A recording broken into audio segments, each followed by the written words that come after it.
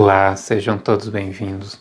Eu sou o professor Wesley Barbosa e no vídeo de hoje eu vou falar como anda o livro didático de português hoje. Vídeo este que foi sugerido por um dos inscritos aqui do canal e eu achei muito interessante a sugestão, principalmente porque pode ser útil para quem está afastado de sala de aula há algum tempo. Realmente a situação mudou muito nos últimos anos, tanto em termos de organização dos livros, quanto também daquilo que determina a elaboração, a escolha de conteúdos, que na verdade nem se fala mais conteúdos, se fala em objetos de conhecimento. Enfim, tem muita mudança. Assim como também para o pessoal aí que sequer entrou ainda no mercado de trabalho, que está estudando, está começando aí sua vida de estudos e que já quer conhecer um pouco sobre o seu objeto de trabalho, um de seus objetos de trabalho no futuro, que é o livro didático. Então, o vídeo vai estar bem bacana, eu já convido você a curtir, comentar, se possível compartilhar o vídeo para que outras pessoas tenham acesso. E claro, se você não é inscrito ainda no canal, inscreva-se e ative o sininho das notificações para que você seja informado dos futuros vídeos. Então bora lá! Bom, gente, então primeiramente o meu objetivo com este vídeo não é fazer uma análise pormenorizada do livro didático, mas sim mostrar de um modo geral como que os livros didáticos vêm sendo organizados atualmente, né, sua estrutura, dar uma noção aí para quem está iniciando sua trajetória de estudos ou para quem, enfim, já está afastado de sala de aula há algum tempo, de como que vem se organizando esse material, principalmente devido à influência da BNCC, né? A Base Nacional Comum Curricular, que estabelece uma série de diretrizes para o ensino, não apenas de língua portuguesa, mas de todas as áreas do conhecimento, um ensino baseado em competências, né? Então, nós temos as competências gerais, as competências específicas de língua portuguesa e tem também as habilidades, né? São várias habilidades também. Bom, eu peço licença para quem já tem experiência, né? Para falar um pouco a quem ainda vai iniciar a profissão, tá? A sua atuação aí como professor. Então, de um modo geral, quando você está na educação básica, né, seja pública ou privada, você recebe o livro deste jeito aqui. Isso aqui é um livro do aluno, né? Então, o livro do aluno, ele começa já com o sumário, né? Este livro aqui é do primeiro ano do ensino médio. E aí já começamos aqui com os conteúdos de cada um dos capítulos, tá? E conclui-se o livro, tudo bem? Então, isso aqui é um livro didático do aluno, aqui no caso do ensino público, né? Então nós temos aqui um livro do Programa Nacional do Livro Didático, relativo aos anos de 2018, 19 e 20. Aqui nós temos já um livro do professor, é o livro que eu utilizo num dos meus vínculos, aqui do PNLD de 2020 até 2023. Ele agora está valendo 4 anos e não apenas 3 como antes, tá? E o manual do professor, ele já vem com uma organização toda diferenciada, tá? Bem específica, porque ele tem realmente um manual do professor aqui.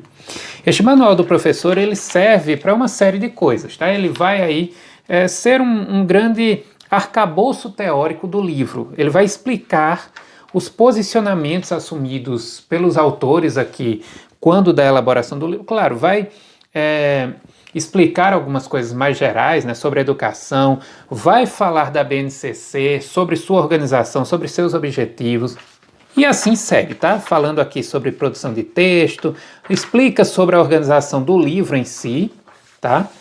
E em seguida ele traz aqui um grande sumário dos conteúdos trabalhados. Então ele vai aqui, olha, isso aqui é um livro do 6º ano. Na unidade 1 nós temos como gênero trabalhado a narrativa de aventura, e aí nós temos aqui os conteúdos, aqui os objetos de conhecimento e as habilidades da BNCC que são utilizadas para cada conteúdo, tá? Então nós temos aqui essa descrição que já facilita bastante para você entender isso aqui e para você também fazer seu planejamento, tá? E vejam que a numeração de páginas é em algarismos romanos, porque lá no fim do manual do professor começa o livro da forma que o aluno recebe também. Então aqui, página 1 do livro do professor é também a página 1 do livro do aluno. né, para não haver disparidade aí entre aquilo que é passado.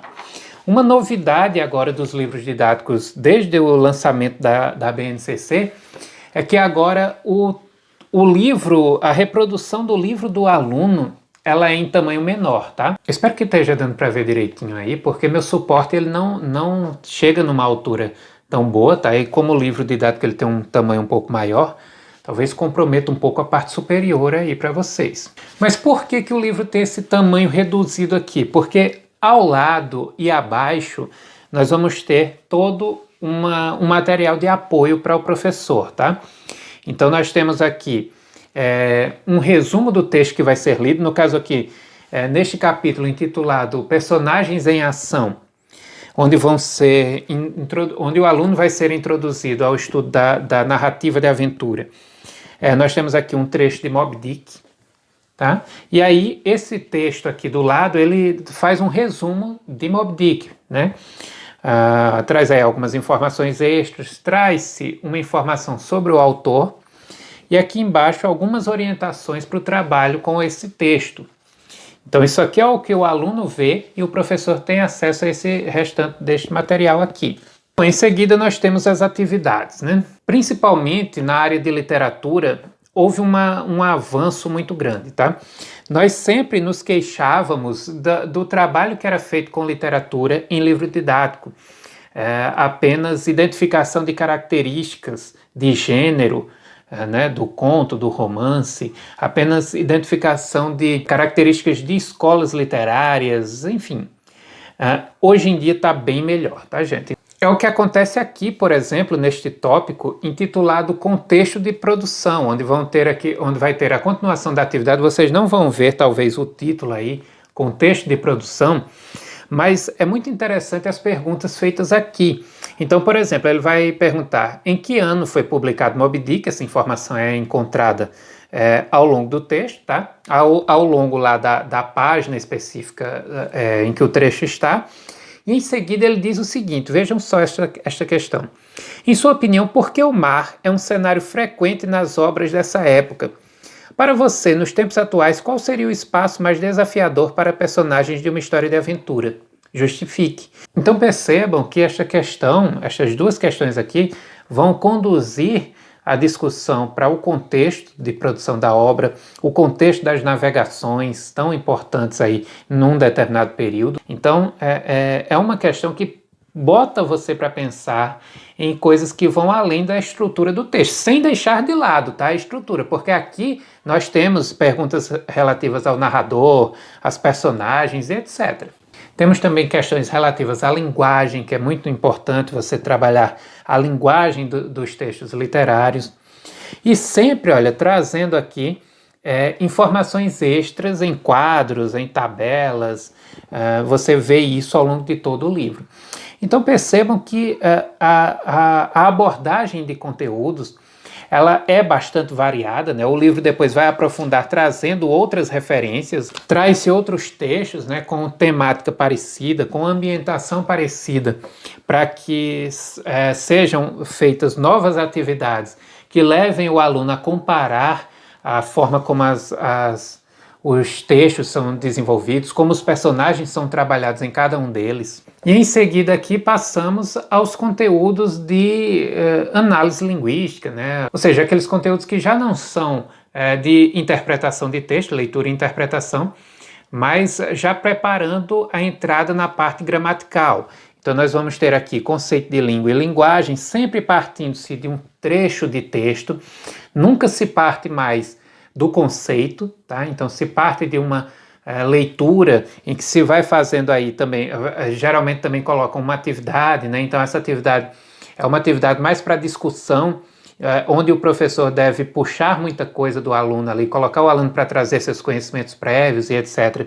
E com isso já direcionar a compreensão para aquele assunto que só vai ser abordado mais na frente. Então aqui sim traz-se o conceito de língua, de linguagem, né? Aqui nós temos língua, e ele vai trazendo sempre assim, de forma espaçada, em meio a discussões que vão sendo desenvolvidas ao longo das atividades. Isso aqui é muito interessante, trazer para o contexto atual. Os alunos já usam isso aqui no sexto ano. Este livro é do sexto ano. Os alunos já usam o WhatsApp, redes sociais de forma muito intensa, então eles sabem muito bem a importância que isso aqui tem no seu contexto social, de interação com seus amigos e etc.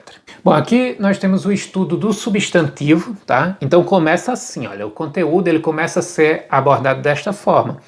Não se parte de uma definição, não se parte de um conceito, não. Tem aqui o nome substantivo e em seguida parte-se para uma atividade, né, em que há substantivos aqui no texto da tirinha, e isso vai ser explorado nas questões, e a partir daí é que o livro traz o conceito aqui, que vai ser aprofundado mais à frente, né? Ele traz a divisão e etc. Uma coisa que eu não gostei nesse livro aqui é que ele joga o conteúdo de substantivo, ou seja, ele sai lá da parte de língua, de linguagem, depois de fonema e tal, e joga substantivo, ou seja, não apresenta a existência de classes de palavras. Se o professor não tiver essa iniciativa de apresentar isso aí, o aluno não vai entender. Ele tem que entender que o substantivo ele é uma das classes de palavras que se costuma dividir as palavras de uma língua em classes de acordo com suas características, suas semelhanças, suas funções e etc.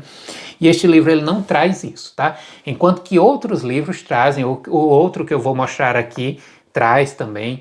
Então é um ponto negativo desse livro aqui, mas de modo geral ele é um bom livro, tá, gente? Percebam aqui com relação à estrutura do livro, sempre, olha, não sei se vocês estavam prestando atenção, mas tem aqui as competências e as habilidades da BNCC do lado. A BNCC é agora o grande determinante da prática de sala de aula, né? Em vários pontos ela é positiva, tá? Tem alguns que eu não acho tão positiva assim, mas eu diria que até na maioria dos pontos é muito boa a proposta da BNCC. Bom, e temos aqui um livro do ensino médio, né? Eu já tinha mostrado mais ou menos para vocês no início do vídeo. Aqui é um livro do aluno. É com este livro que eu estou trabalhando no Estado, tá? Eu entrei recentemente no Estado, entrei no começo do ano passado. Não deu nem tempo de pegar livro do professor, que, enfim, começou a pandemia e tal. Então eu tive que pegar um livro do aluno que estava sobrando ali para me basear naquilo que os alunos têm acesso em casa para poder estabelecer meu trabalho. Aqui o livro já tem aí o trabalho com a literatura de modo mais sistemático, né? Agora vejam a diferença, gente. Isso aqui é fundamental em relação ao que era feito, por exemplo, na minha época de estudante da educação básica. Percebam que esta parte do livro referente à literatura, ela não traz aquela periodização tradicional. Vejam bem, ela traz aqui, primeiramente, literatura, a arte da palavra, ela vai conceituar a literatura como uma arte. Ela vai trazer a relação da literatura com a ficção, né? Ou seja, a literatura como uma representação e como invenção. Nós já temos vídeo aqui no canal sobre isso, tá? No nosso projeto de introdução à teoria literária. Características dos gêneros literários. Isso aqui no meu tempo a gente não tinha esse trabalho assim de forma sistemática com os gêneros, né? O professor ia apresentando ali com o tempo. E vejam que o trabalho em seguida com a literatura ele é todo desenvolvido por gênero. Não se deixa de contemplar o desenvolvimento da literatura ao longo do tempo. Mas olha só, começamos aqui com poesia lírica, não tem aqui nenhum nome de período, trovadorismo, não. Nós temos aqui poesia lírica e dentro, veja o que nós temos. Cantiga de Amigo, de Martim Kodax. Temos aqui Cantiga Sua Partindo-se, de João Ruiz de Castelo Branco. Ou seja, é justamente o primeiro ano do ensino médio, é o começo ali, né? Estuda-se o período medieval português. Mas não está se dizendo aqui, nos títulos, que é isso que nós estamos fazendo. Não, vai-se naturalmente estudando esses textos a partir dos gêneros que são apresentados. Então, ó, lá no teatro, nós teremos aqui, olha, Gil Vicente. Então, gente, percebam, nesse ponto aí, enfim, a evolução é enorme. Trabalhar a literatura com vistas apenas a identificar características de escola literária, a verificar a evolução no tempo é muito chato, gente. Não aproxima nenhum leitor. A gente tira pela nossa realidade. Ninguém acorda de manhã e diz, hoje eu quero ler um livro de 1972, hoje eu quero ler um livro de 1799. Ninguém pensa assim. Ninguém pensa por períodos. Hoje eu quero ler muito uma boa poesia, um bom poema. Eu quero ler um livro de crônicas, eu quero ler um romance. E é assim que o estudo de literatura deve ser, uma organização por gêneros e, claro, não deixar nunca a historiografia de lado, mas historiografia em si fica para a pesquisa do professor, para o estudioso de literatura. O aluno, ele tem o direito de ver de uma forma bem mais didatizada, de uma forma bem mais facilitada e próxima da sua realidade. E aí vejam que começa a unidade, né, já vem aqui algumas informações, lembrando que isso é um livro do aluno, então não é reduzido aqui, não temos aqui as informações da BNCC, né, nós temos puramente a versão que o aluno tem acesso. Então nós temos aqui uma primeira leitura, uma contextualização com imagem. Aqui, olha, em tom de conversa, isso aqui para puxar uma discussão do professor com os alunos é muito bom, né? Sempre trazendo uma variedade de linguagens, né? Muita linguagem não verbal que chama muita atenção. E aí, olha, o que é arte? Eu gosto muito porque eles partem da literatura, do conceito de literatura realmente como uma arte, né? E vão definir isso aí ao longo do texto de forma bem natural, né? Sem parecer que está trazendo teoria, mas no fundo está. Então está aqui o conceito de literatura trazido. Literatura é a arte que utiliza a palavra como matéria-prima de suas criações. É um conceito que reduz um pouco, mas que não deixa de ser a verdade, né? E aí é onde está. Reduz em relação ao estudo mais aprofundado, mais teórico da literatura. Mas o que o aluno precisa saber para entender a literatura é isso aqui, né? Não tem para que se deter em muita explanação teórica não, porque não é esse o objetivo. E aí nós temos uma série de conceitos, o que é poesia, o que é poeta, textos os mais diversos para a leitura. Vejam que é muito variado. Aqui as atividades, né? Atividades também que não são de puro reconhecimento de características, que não são atividades copia e cola, mas sim atividades que levam à reflexão a respeito do texto literário. Aqui mais relações com imagens. Aqui chamando a atenção para a parte de gramática, né? A primeira parte é toda de literatura, gramática é a partir daqui. Então, gramáticas, né, vai se chamar a atenção para o fato de que existem diferentes gramáticas. Eu gosto muito aqui da parte em que fala da gramática internalizada e da gramática normativa, né? É aqui onde você vai levar o aluno a perceber que a língua tem normas, existem diferentes normas, eu já falei sobre isso aqui no canal, mas existem aquelas normas naturais que as línguas possuem, né, que tem a ver com a gramática internalizada, e existem aquelas normas convencionais estabelecidas de forma extrínseca pelos estudiosos, pelos gramáticos e etc. Aqui as funções da linguagem, isso aqui no meu tempo a gente não via isso aqui em livro didático de português. Inclusive o próximo vídeo aqui do canal será sobre funções da linguagem, tá, gente? Analisando a obra Linguística e Comunicação de Roman Jakobson. Acredito que quinta-feira sai este vídeo. Aqui vejam a diferença deste livro para o outro, para o anterior.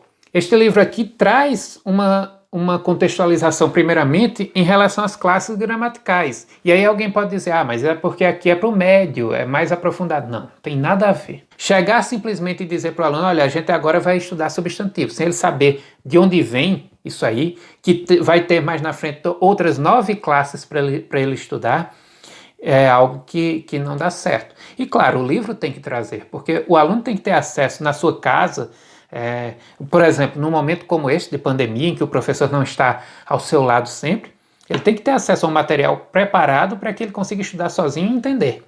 Então o livro didático tem que ser preparado para isso. Esse aqui é. Então ele traz aqui o conceito de classe gramatical, as variações nas classes, traz aqui como identificar num dicionário. Nós já temos vídeo aqui sobre dicionários aqui no canal. Traz aqui as 10 classes de palavras com um pequeno resumo do que elas são. E aí parte para o substantivo em si, trazendo o conceito, né? O conceito nunca vem primeiro, né? Sempre um gênero textual aqui para leitura e discussão. E a partir daí traz-se o conceito, especifica-se aqui né? E parte-se para a classificação em seguida, e aí vai, né? Bom, então vejam que em vários pontos o livro didático de língua portuguesa evoluiu, tá, gente? É lógico que ainda há muita coisa para melhorar, e lógico, eu só mostrei aqui 2 livros, não mostrei várias coleções, até porque o objetivo do vídeo não é esse. Eu mostrei aqui os da minha realidade, mas que de um modo geral, as boas coleções são organizadas assim, tá? Isso aqui a gente escolhe, né? Passa por um processo de escolha. Não sei como funciona muito bem na escola particular, nunca estive nela, mas na escola pública tem ali um período em que você faz a escolha dos livros, né, com todos os professores e etc. E aí vem a coleção que você escolheu, tá? Dado o estado eu não participei ainda, porque sou novo no estado, mas no município eu participei da escolha desta coleção. Uma coleção muito boa. E é isso, né? Existem coleções mais fracas, né? Geralmente não são escolhidas. Geralmente a gente fica realmente com aquelas que apresentam o melhor potencial de trabalho, né? De um modo geral, os livros didáticos evoluíram bastante. Nós temos um trabalho muito menos voltado para a memorização e para a decoreba de conceitos, mas um trabalho voltado para uma aprendizagem ativa. Bom, então eu espero que vocês tenham gostado do vídeo, que tenha servido aí para quem está para entrar na área, né, para começar sua atuação, para quem está querendo voltar e quer conhecer aí como andam os manuais aí de trabalho, né? Essa que é uma das ferramentas, eu sempre digo, né, mas existem várias outras aí que podemos utilizar para enriquecer o nosso trabalho, mas esse aqui é o grande manual do dia a dia, o manual do aluno. Isso aqui é o que o aluno vai levar para sua casa, que vai conviver com ele, e por isso mesmo tem que ser um material de muito boa qualidade, para que possa suprir ali os momentos em que o professor não está presente. Então, se você gostou, não deixe de se engajar no vídeo, comente, diga se você já está em sala de aula, se você o que você tem a dizer sobre os livros com os quais você trabalha. Se você não está ainda em sala de aula, o que você achou do material aqui apresentado. Enfim, interaja, deixe propostas para futuros vídeos, porque é isso que vai enriquecer cada vez mais o meu conteúdo. Então eu agradeço muito a audiência e até o próximo vídeo.